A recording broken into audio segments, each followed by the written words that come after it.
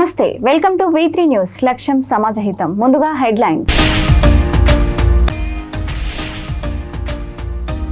Municipal chairman, vice chairman ఎన్నికలు జరిగేలా ఆదేశాలు ఇవ్వాలి. రాష్ట్ర ఎన్నికల కమిషన్ను కలిసిన బీఆర్ఎస్ నేతలు.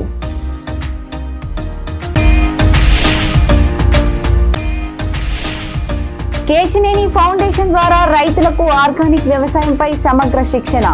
ఆర్గానిక్ రైతోత్సవం, నేచురల్ ఫార్మింగ్ మేళా 2026ను ప్రారంభించిన ఎంపీ కేశినేని.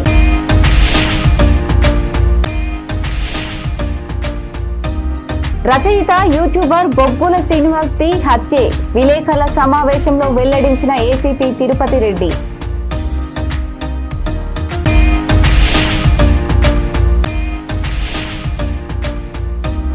ర్యాలంపాడు గురుకుల పరీక్ష కేంద్రం వద్ద తీవ్ర ఉద్రిక్తత. పరీక్ష ఆలస్యంపై బగ్గుమన్న విద్యార్థుల తల్లిదండ్రులు. ఇక డీటెయిల్స్ చూస్తే, BRS MLA KP Vivekananda Goud, ఎమ్మెల్సీలు షంబీపూర్ రాజు, దాసోజు శ్రవణ్, మాజీ ఎమ్మెల్యే మంచిరెడ్డి కిషన్ రెడ్డి, ఇతర నేతలు రాష్ట్ర ఎన్నికల కమిషన్ను కలిశారు. ఇబ్రహీంపట్నం, క్యాతనపల్లిలో మున్సిపల్ చైర్మన్, వైస్ చైర్మన్ ఎన్నికలు జరిగేలా ఆదేశాలు ఇవ్వాలని ఎన్నికల కమిషన్ను కోరారు. ఇబ్రహీంపట్నం మున్సిపల్ ఎన్నికల్లో అవకతవకలు జరిగాయని, పోలీసులు ఇబ్బంది పెట్టారని, మాకు పూర్తి మెజార్టీ ఉన్న చైర్మన్, వైస్ చైర్మన్ ఎన్నిక జరగకుండా కాంగ్రెస్ వారు అడ్డుకున్నారని తెలిపారు. కోర్టు స్టే పేరుతో చైర్మన్ కు ధృవీకరణ పత్రం ఇవ్వలేదని, స్టే ఎత్తివేసినా ఇప్పటి వరకు చైర్మన్ ఎన్నికను ప్రకటించకుండా నాంచుతున్నారని, వైస్ చైర్మన్ ఎన్నికను జరపటం లేదని, కిడ్నాపులు, కేసులు పెడుతూ కాంగ్రెస్ డ్రామాలు చేస్తుందని బీఆర్ఎస్ నేతలు ఆరోపించారు. పోలీస్ ఆయన లెటర్ ఏమని రాస్తాడు చూడరిగో 16వ తారీఖు నాడు లేదా ఆడియో, ఈ కాపీ కూడా మీకు సర్క్యులేట్ చేస్తాం, మీరు చూడండి కొంచెం మీడియా మిత్రులు లోతుగా. ఇది క్లాసిక్ కేసు. ఇది how manipulatively diluting the model code of conduct, diluting the fair and free elections. పోలీసులు ఎంత దుర్మార్గానికి పాల్పడుతున్నారనడానికి ఇది ఒక నిదర్శనం. ఏం రాస్తాడో ఒకసారి చూడండి. లేదా ఆర్డీఓ, స్టేషన్ హౌస్ ఆఫీసర్, ఆ పెద్ద మనిషి ఏం రాస్తాడంటే, after the declaration of results, 2 separate cases of kidnapping have been reported అని చెప్పని ఆ కిడ్నాపింగ్ సంబంధించిన కేసులు రిపోర్ట్ చేస్తూ, ఎమ్మెల్యే ఎన్నికలు జరిగినప్పుడు రాళ్లు రువ్వుకున్నారు. ఇవాళ ఈ మున్సిపల్ ఎన్నికల సందర్భంగా టీఆర్ఎస్ వాళ్ళు 5,000 మంది ఉన్నారు, కాంగ్రెస్ వాళ్ళు 5,000 మంది ఉన్నారు.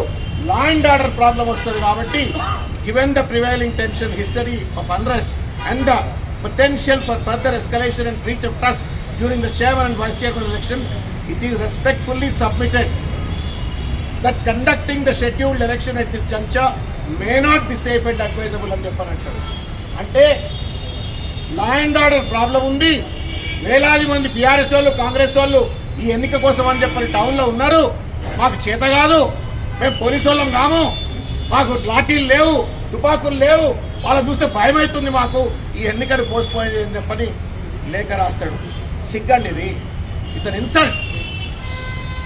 ఆ సిఐ పేరు ఏం పేరు, రాజు అట, ఆయన వదిలిపెట్టం ఇటువంటి అడ్డమైన చర్యలు చేస్తాం ఇవన్నీ కూడా నాన్ సెన్స్. ఇది ఏసీపీ సిఐ ఇద్దరు వచ్చి ఇంత చేయడం వల్ల అడతారా? ఇది who gave you authority to direct the RDO not to conduct election? ఇట్లా కుట్రపూరితంగా 16వ తారీఖు నాడు ఎన్నికను భగ్నం చేసిండ్రు. 17వ తారీఖు నాడు ఎన్నిక జరిగితే ఆ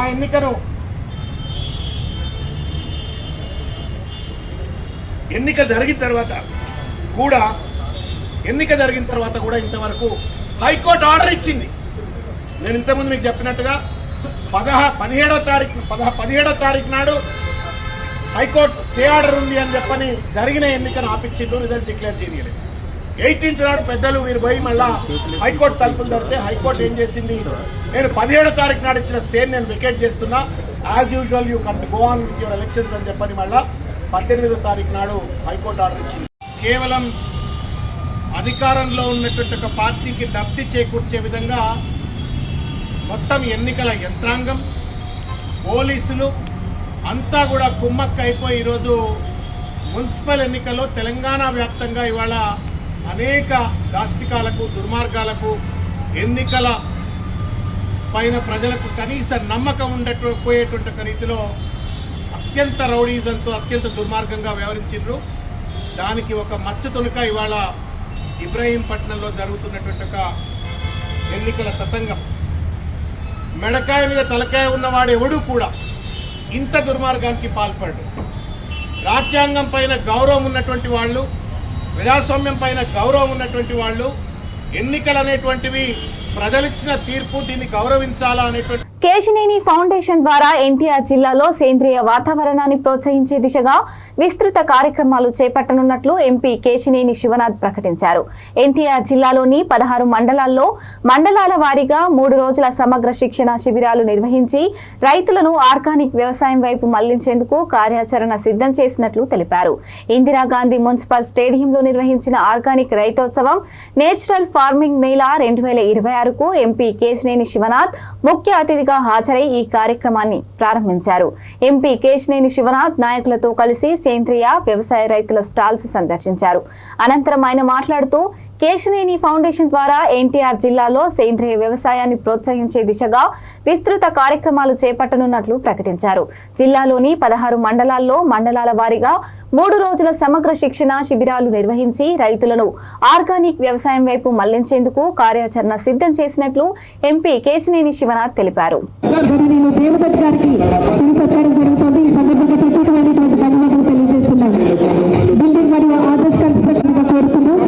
residential workers residential welfare association chairperson గారు డాక్టర్ వెంకటేశ్వరరావు గారిని ముందుకు రావాల్సిందిగా కోరుతూ ఆహ్వానం తెలియజేస్తున్నాం.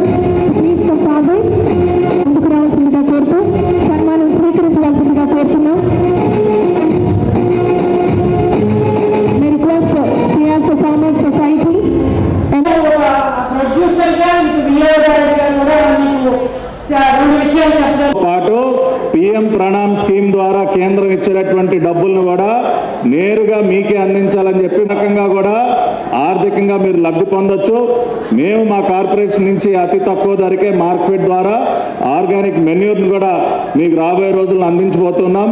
కాబట్టి ఈ విషయాలన్నీ కూడా మీరు దత్తు గారికి, అదేవిధంగా ముఖ్య అతిథులుగా విచ్చేసిన పార్లమెంటు సభ్యులు మరి మన చిన్ని గారికి, ఎమ్మెల్యే గారికి, మరి ముఖ్యంగా ఈ కార్యక్రమాన్ని ఇంత బ్రహ్మాండంగా అమలు చేస్తున్న మన కలెక్టర్ లక్ష్మీసా గారికి, అదేవిధంగా వేదికను అలంకరించిన చైర్మన్స్, పెద్దలు, ప్రతి ఒక్కరికి పేరు పేరున హృదయపూర్వక నమస్కారాలు. అన్నిటికంటే ముఖ్యంగా, అందరికంటే ముఖ్యంగా ఈ రోజున ఈ ఆర్గానిక్ వ్యవసాయానికి కారకులైన రైతు సోదర సోదరీమణులందరికీ, ఉత్పత్తిదారునికి వినియోగదారునికి ఒక మధ్య వంతెనల. ఎందుకంటే ఈరోజు ఆర్గానిక్ వ్యవసాయం మీద, ఆర్గానిక్ ఉత్పత్తుల మీద వినియోగదారులకి చాలా అపోహలు ఉన్నాయి. అలానే ఉత్పత్తిదారుకు కూడా చాలా అపోహలు ఉన్నాయి. ఈ అపోహలు తొలగించటానికి ఏవైతే అపోహలు ఉత్పత్తిదారుల మెదడులో, వినియోగదారుల మనసులో ఉన్నాయో వాటిని తొలగించడానికి ఈ సదస్సు నిర్వహిస్తున్నాం. ఆర్గానిక్ సర్టిఫికేషన్ అథారిటీ ఈ అపోహలు తొలగించడానికి ఒకటి చంద్రబాబు నాయుడు గారు చాలాసార్లు సమీక్షలో కూడా చెప్పడం జరిగింది. ట్రాన్స్పరెన్సీ ఉండాలి, మీరు చేసే పనిలో నిజాయితీ వినియోగదారులు కనపడాలి అనేసి పదే పదే చెప్పడం జరిగింది. దానిలో భాగంగా ఎన్టీఆర్ జిల్లా ఆర్గానిక్ రైతోత్సవం చాలా మంచి కార్యక్రమం. న్యాచురల్ ఫార్మింగ్ మేళా 2026 కార్యక్రమానికి నన్ను ముఖ్య అతిథిగా ఆహ్వానించిన జిల్లా అధికారులకి, ముఖ్యంగా కలెక్టర్ గారికి వన్స్ అగైన్ థ్యాంక్ యూ. అందరూ కూడా ఆర్గానిక్ ప్రోడక్ట్స్ మీద చాలా విషయాలు చెప్పారు. నేను వాటి జోలికి వెళ్ళదలుచుకోవట్లేదు. మా రైతులకి ఎన్టీఆర్ జిల్లా అంటేనే ఒక అవేర్నెస్ ఉన్న జిల్లా. ఒక ఏది ఉన్నా మేము ముందుంటామని మేమందరం కూడా కలిసికట్టుగా ఉండేవాళ్ళం. కానీ మా రైతులకి కొన్ని ఇబ్బందులు ఉన్నాయి. మార్కెటింగ్, మనం ఆర్గానిక్ పండించమంటే ఇన్ఫ్రాస్ట్రక్చర్ ఫెసిలిటీస్ చాలా ఇవ్వాలి. ఈ చాలా ఇవ్వాల్సిన దాంట్లో మెన్యూర్ దొరకడం కాడి నుంచి ప్రతిదీ కూడా ఇంపార్టెంట్. ఇటువంటి వాటి మీద మీరు ఈ సదస్సుతో పాటు కొన్ని డెసిషన్స్ కూడా తీసుకోవాల్సిన పరిస్థితి ఏర్పడింది. అన్నీ కూడా రాష్ట్ర ప్రభుత్వం మీద ఆధారపడకుండా కొంత ఇక్కడ ఉన్న పారిశ్రామికవేత్తలు, ఇక్కడ అవేర్నెస్ ఉన్న పీపుల్ ఎక్కువ మంది ఉన్నారు, వాళ్ళ ద్వారా కూడా వీటిని ముందుకు తీసుకెళ్దాం అనుకుంటున్నా. ముఖ్యంగా ఎన్టీఆర్ జిల్లా యంత్రాంగాన్ని చూస్తే నాకు చాలా ఆనందంగా ఉంటుంది.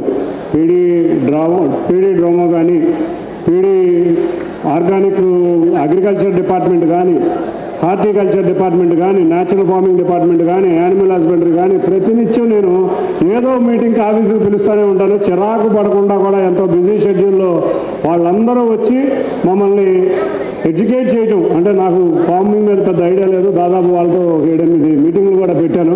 మమ్మల్ని ఎడ్యుకేట్ చేయటమే కాకుండా ఎన్టీఆర్ జిల్లాను ఏ విధంగా ముందుకు తీసుకెళ్లాలో కృషి చేస్తున్న అధికారులకు ముందు నేను కంగ్రాచులేట్ చెప్తున్నాను. ఎందుకంటే వాళ్ళకి నిజంగా ఇక్కడ సభలు ఉంటాయి. రంగారెడ్డి జిల్లా Chevella municipality Pamena ward councillor గా విజయం సాధించిన గోపాల్ రెడ్డిని ఆర్యవైశ్య సంఘం నాయకులు ఘనంగా సన్మానించారు. ఈ సందర్భంగా ఆర్యవైశ్య సంఘం యువనేత రాహుల్ గుప్తా జన్మదిన వేడుకలను కూడా అత్యంత వైభవంగా నిర్వహించారు. ఈ కార్యక్రమంలో ఆర్యవైశ్య సంఘం నాయకులు సిద్ధం శెట్టి ప్రభాకర్ గుప్తా, రాహుల్ గుప్తా, పూర్ణచంద్ర గుప్తా, రితేష్ గుప్తా, నరాల మల్లేష్ గుప్తా తదితరులు పాల్గొని గోపాల్ రెడ్డికి శాల్వా కప్పి పూలమాలలతో అభినందనలు తెలిపారు. ప్రజల విశ్వాసంతో కౌన్సిలర్ గా ఎన్నికైన గోపాల్ రెడ్డి ప్రజాసేవలో మరింత ముందుకు సాగాలని ఆకాంక్షించారు. గోపాల్ రెడ్డి మాట్లాడుతూ తనపై నమ్మకం ఉంచిన ప్రజలకు మరియు సన్మానం చేసిన ఆర్యవైశ్య సంఘం నాయకులకు కృతజ్ఞతలు తెలిపారు.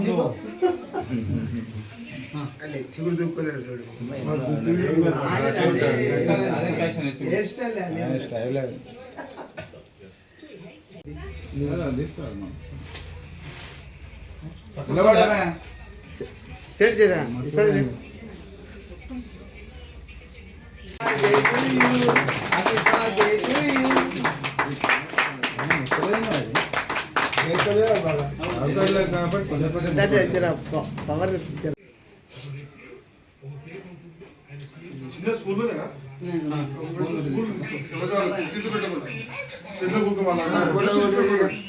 చిన్న స్కూల్ అట్లా పెట్టి స్పూన్ స్పూన్ పెట్టకి పక్కకి ఇక్కడ తీసి స్పూన్ పెట్టా కదా స్పూన్ వేస్తున్నా అందరు పెడతారు. రావుంది మళ్ళీ పెట్టుకోవాలి ఇదే టైంకి వస్తుంది.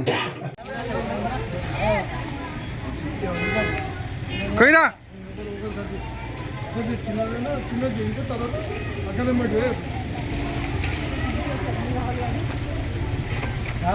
అక్కడ లైవ్ ఇప్పుడు లైవా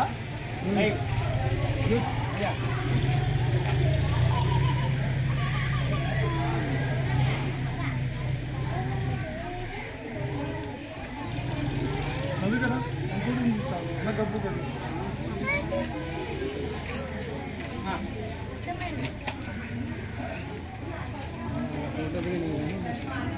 తినిపి అరే ఆగా ఏ కేక్ తినిపిరా ఆగా కలిసాం చలో లోపలికి రా పైగా మీరందరి దగ్గరికి రండి.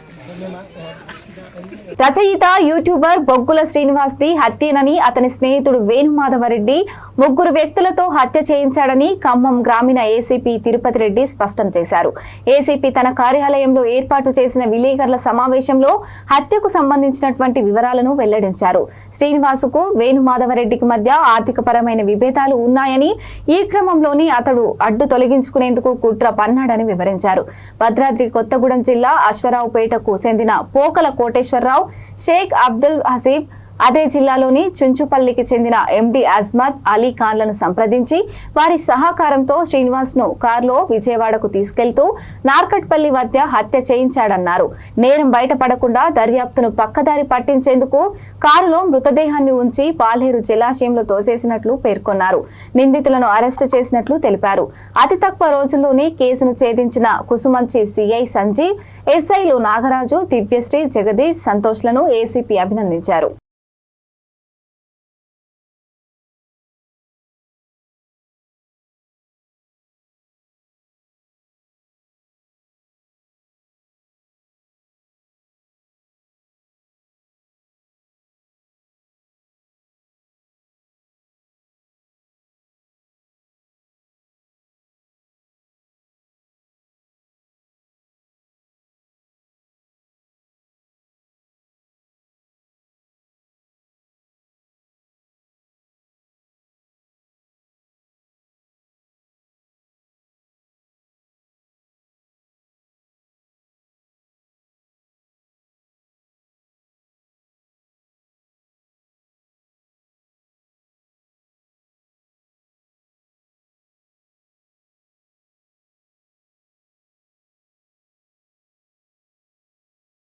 ఈ నెల 14వ తారీఖు ఉదయం పాలేరు జలాశయంలో బొగ్గుల శ్రీనివాస్ అనే అతని యొక్క మృతదేహము దొరికింది. అతను కారులో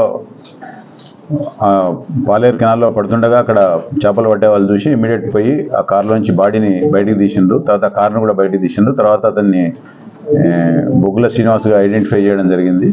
తర్వాత తెల్లారి అతని బ్రదర్ వచ్చి మన కుసుమంచి పోలీస్ స్టేషన్లో కంప్లైంట్ ఇస్తే దాని మీద 302 కేసుగా రిజిస్టర్ చేయడం జరిగింది.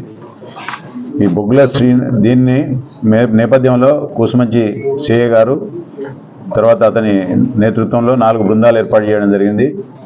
ఎస్ఐ కుసుమంచి, ఎస్ఐ తిరుమలపాలెం జగదీష్, దివ్య, తర్వాత సంతోష్, ఈ నలుగురితో 4 టీమ్స్ దర్యాప్తు బృందాలు చేసి దర్యాప్తు చేపట్టగా దీంట్లో మనకు ఇతనితో పాటు సిల్వర్ జూబ్లీ, ఇతని బొగ్గుల శ్రీనివాస్ది సిల్వర్ జూబ్లీ కాలేజు కర్నూలు జిల్లా, అక్కడనే ఇతనితో పాటు చదువుకున్నటువంటి వేణుమాధవరెడ్డి అని చెప్పి తన జూనియర్ సేమ్ కాలేజీలో చదువుకున్నారు.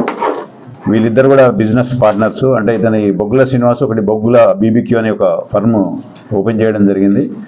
ఆల్రెడీ వేణుమాధవరెడ్డికి మేకా ప్రాజెక్ట్స్ అని చెప్పి ఒక ఫర్మ్ ఉంది. ఇతను ఆల్రెడీ సోలార్ ప్యానల్స్ బిజినెస్ చేస్తాడు. దీంట్లో భాగంగా జిఎస్టీలో ఈ షెల్ కంపెనీ అంటే బొగ్గుల శ్రీనివాస్ ఒక షెల్ కంపెనీ ఏర్పాటు చేసిండు. దాంట్లో ఈ ట్రాన్సాక్షన్ చేసిన తర్వాత జిఎస్టీ దాదాపు ఒక 90 లక్షల రూపాయలు లాభం వచ్చింది. దానికి ఈ 90 లక్షల రూపాయల లాభాన్ని పంచుకోవడంలో అంటే బొగ్గుల శ్రీనివాస్కు ఇవ్వలేదు ఇతను.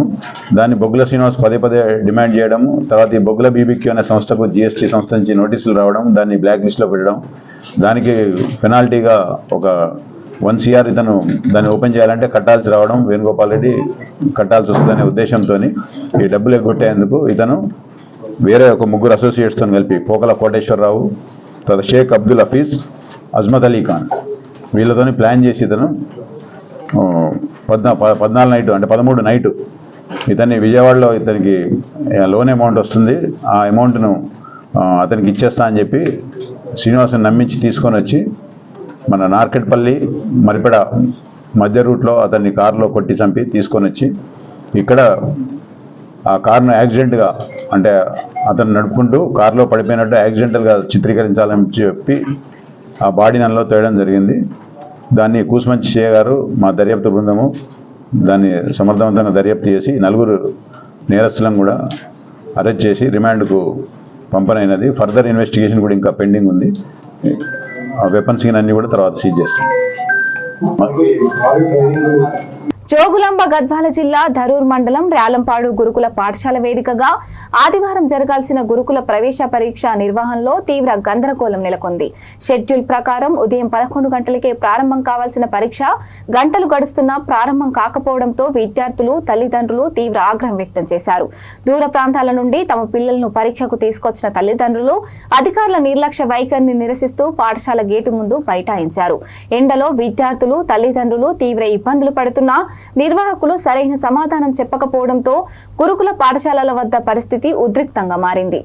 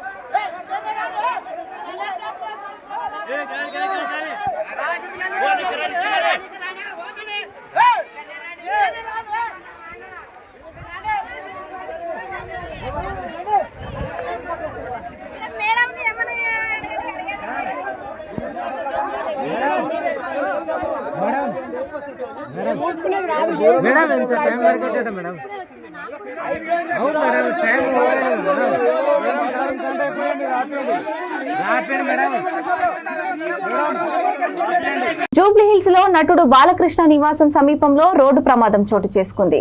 అధిక వేగంతో దూసుకెళ్లిన ఒక స్పోర్ట్స్ కారు అదుపు తప్పి సైడ్ రైడ్ లోకి దూసుకెళ్లి పలు కార్లు బైక్లను ఢీకొట్టింది.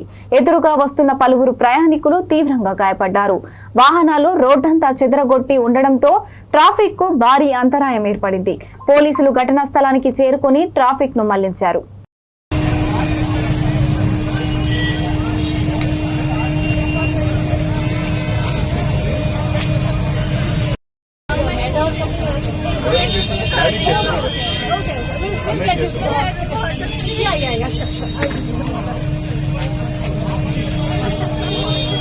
Don't panic, okay? It's fine, it's fine.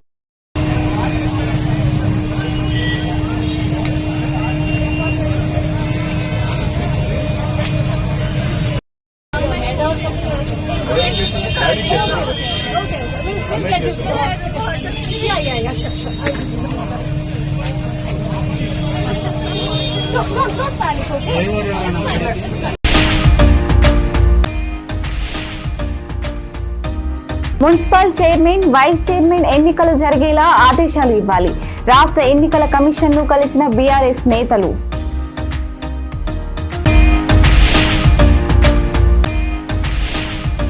Kesineni foundation ద్వారా రైతులకు ఆర్గానిక్ వ్యవసాయంపై సమగ్ర శిక్షణ. ఆర్గానిక్ రైతోత్సవం, నేచురల్ ఫార్మింగ్ మేళా 2026ను ప్రారంభించిన ఎంపీ కేశినేని.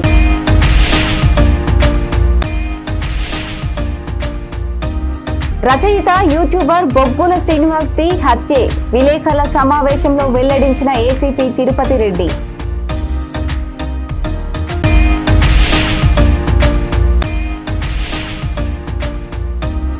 ర్యాలంపాడు గురుకుల పరీక్ష కేంద్రం వద్ద తీవ్ర ఉద్రిక్తత. పరీక్ష ఆలస్యంపై బగ్గుమన్న విద్యార్థుల తల్లిదండ్రులు. ఇవి ఇప్పటివరకు ఉన్నటువంటి news bulletin updates. Stay tune watching to V3 news. లక్ష్యం సమాజహితం.